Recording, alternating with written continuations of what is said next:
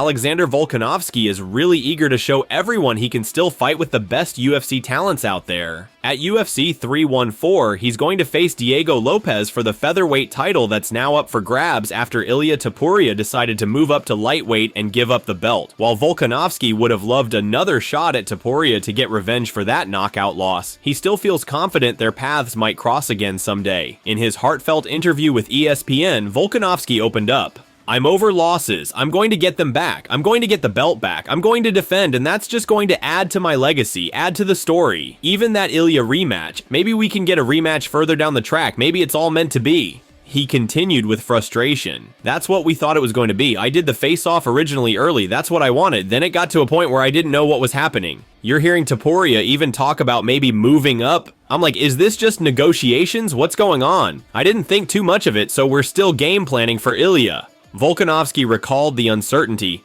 Then hearing, could it maybe be Lopez? "So by this stage, I'm like, just give me anyone now. My first option obviously would have been Ilia, but then it got to a point where I don't care. Just make sure I'm fighting for a title at this date because I don't want to wait any longer." His voice rising with excitement. "I thought Emmett was going to maybe be an option. It's even one up from that. I'm fighting for the actual title against a young, hungry guy. I want to prove. I want to get that win back, but I also want to prove that I can beat this new school. I want to do that with Ilia. He's gone, but I can still do that with the new school." Volkanovski emphasized passionately, "Part of my comeback story is I can still take out these new guys. Trust me." So that's still good for my story. Lopez, he's young, hungry, on a tear at this moment. I go out and do that and be like, wow, Volk still got it. Reflecting more seriously on his preparation, I probably could have done some things better. I could have done better with my nutrition. I decided to do that this time. 14 weeks out from the fight. No cheat meals. Not even a cheat meal. And everyone knows I like my food. He explained with determination. "I want to bring that weight down. I want to be moving fast. I want to feel sharp. I want to feel like me. I don't want to wait until 2 weeks out from the fight thinking, all right, I feel sharp again. But I had this whole camp of me moving around like a slob. I didn't want that. With renewed resolve. So I was like, all right, we'll just stick to it. Just making better decisions, keeping myself accountable not only in the gym, but outside the gym, which is something that's a little bit different. Just me understanding that if you want to have this one last crack at the belt and defend and be active and make the most out of this last crack, let's do it properly." Kamaru Usman posted footage of him congratulating Justin Gaethje backstage at UFC 313 after he defeated Rafael It scared me like that. How? You can't dip it into like. That's what got me the uppercut. Yes. We're not a Nice. Hey, you see, made it first one time, time. oh, right here, not in the face. Look. Down or up? Yeah. Down or up? Down, down, down. Sorry, just hold me. This is how good is this? If you would have ate that kick, it would have felt a lot better. I'm gonna sleep tonight now though, so I'm ready. But yeah, it's like. Yeah.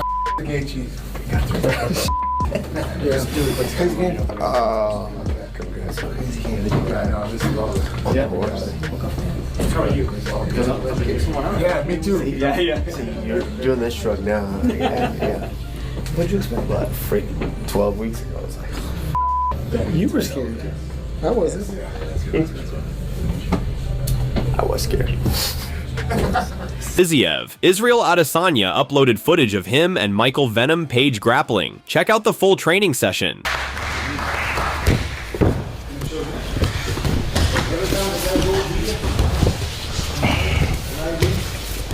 Never was slump chest forward, gentlemen. And never put yourself further into it and then defend it. That's why the training is there. Here we go. Who's gonna get a nice takedown for Ozzy? One for me. One for me. For the sake of the meeting, one good takedown. One with Chimata. Oi! Oi! Good one. Almost. Almost. Time. Marvin Vettori and Roman Dolidze are all set to rematch this weekend at UFC Vegas 104. They first fought back in March 2023, with Vettori winning by unanimous decision. Vettori last stepped into the octagon in June 2023, where he suffered a unanimous decision loss to Jared Cannonier. Following that fight, he endured a terrible shoulder injury during training that kept him on the sidelines. Speaking to the media with visible emotion, Vettori revealed, "I smashed my shoulder. It popped out and destroyed my rotator cuff, my labrum, and even my bicep. It was a heavy surgery, you know? A lot of tendons were torn and messed up, and tendons take a while to heal. Now fully recovered, Vettori is absolutely thrilled about getting back into the octagon. He recognizes that with MMA constantly evolving, he can't just rely on being tough anymore. Instead, he's aiming to show everyone an improved and more refined version of himself this weekend. Man, feel good to be back and, you know, doing what I love and back to normality finally. You know, I'm used to just live, train, fight. The last one got taken away a few years, a few months ago, like more than a year ago, so it's good to be back to, you know, live, train, and fight. I really thought that after my last fight, I had to take some time and figure out a few things, especially different gym and stuff. So I was already like 10 months, 11 months was already because I wanted to take time off. And then the injury happened. But listen, I was able to, I accepted it. It's just, it's part of the game, and you really have to accept it because I think that's how you grow from it. To on top of the game, and yeah, I mean, new is always good if it's done properly, and if you can add, and in general, just like being smart, man. Like this game, just being tough and just being strong and just. Like, you know, just balls to the wall kind of thing, like I used to do. I believe it doesn't work no more. And I was one of the guys that was doing it a lot, you know, like trying to break guys just over time, just being in their face. It's not gonna be like that anymore. And so I realized that. So you guys are gonna see. I tried my best to improve, and now I believe I'm confident I did. Roman Dolidze is super confident he will defeat Marvin Vettori this time around at UFC Vegas 104. He admits that he used to fight with anger, but now approaches fights with much more confidence. Win or lose don't change nothing in me. It doesn't define who I am. That's why it is another fight, and I'm as always ready. This is mindset not only for fights, this is my mindset for life. I was very happy. I didn't expect that UFC will offer me exactly this fight, but I'm glad because a lot of people have questions after our last fight. And I also think I didn't lost my previous fight with Marvin. I won that fight. And I think this fight will give answers to all questions what everybody have. No, I think I'm a little bit different fighter than before, than that fight. Back then I was fighting more with anger. But now I'm more confident and I more understand what I need to exactly do to win the fight.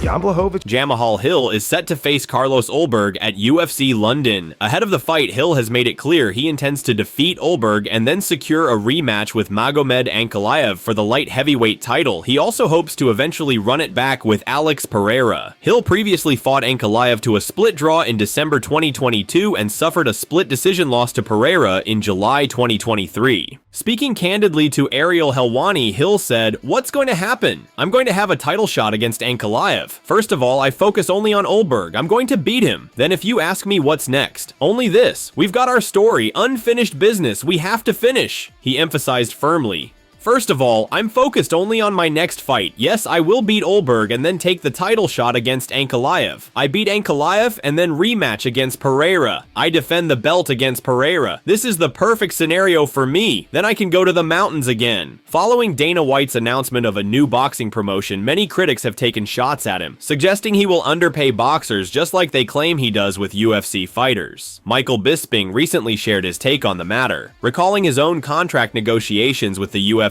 head before his middleweight title defense against Georges St-Pierre. During those talks, Bisping brought up how much professional boxers earn. According to Bisping, Dana immediately shut down the comparison, emphasizing that Bisping had earned significant money in the UFC even before becoming a champion, far more than he would have made as a boxer. I'll say this, I don't mind sharing it. I remember negotiating my purse with Dana for when I fought Georges St-Pierre. And I was asking for a certain figure, and it was a large figure. And I made a comparison to the boxing world. And Dana had a really good line for me. He said, "Oh, really? You want to use the boxing model now, Mike?" He said, "You have fought for me for about 12 years. You've never been a champion once. However, you've made a load of money. If you were in the boxing world, you would have made jack by now. And he's absolutely right. Unless you're a champion, unless you have a massive draw, you don't get you lose one fight, you're down the road. I'd lost a bunch of fights along the way as well. And I think that's one of the things that he's got to change. Of course, Turkey Al-Shay being involved, the man's got endless pockets. Aljamain Sterling gave his excited reaction to Mauricio Ruffy knocking out King Green with a spinning wheel kick at UFC 313. Aljo compares Ruffy to Conor McGregor. Ruffy, man, I wasn't sold on him yet because obviously the level of talent he was fighting wasn't the highest. But this was a great test. I do think Bobby Green is past his prime years at this point. But that's, again, that wheel kick, that lands on anyone, they're getting dropped at the very bare minimum, and they're stunned really, really bad. So with that said, for him to land that, fake the kick, throw like a fake left hook, and then spin into that, the perfect timing, land that beautiful kick just flush. I was just like, oof. This kid is truly a problem. And I compared him to Conor McGregor when Conor came on the scene early in his career. Came out with that long stance, lead arm, nice and loose, backhand cocked and ready, just flowing. And he showed that, man. I think he's going to be a problem for anybody. I think he's a very violent dude. And I'm interested to see who they match. Magomed Ankalaev took aim at John Jones once again today on X. He wrote with clear frustration, "Johnny Steroid Machine was very disappointed I beat Alex. Please fight Big Tom Aspinall. Stop running." Ankalaev is referencing a post that's been making the rounds on social media. It shows John leaving a comment on Alex Pereira's Instagram saying, "Disappointed. I was looking forward to sharing the octagon with you." However, if you go to Alex's Instagram, the comment is nowhere to be found. John either deleted it or it's fake. Magomed continued writing simply, "Big Ank Big Tom" with a handshake emoji. He then responded to this post from John back in May. John had written, "You actually think me fighting Tom would be more massive than Alex and I colliding? Tom only matters in the UK. Newsflash, the Powhatan is one of the most polarizing figures the sport has seen. Tom's a contender who won the belt against another contender. We had to save Madison Square Garden main event. I'm thinking dollar signs, legacy, big picture here. Not what UK fans are dying to see. Literally just went through this with the French fans." Magomed reposted that, writing defiantly, "Big Ank time. Stop running Tom Aspinall." Tom Aspinall ended up responding to Ankalaev. He reposted Ankalaev's post to his Instagram story and added a handshake emoji. And that's going to wrap it up for the news. Thanks for watching.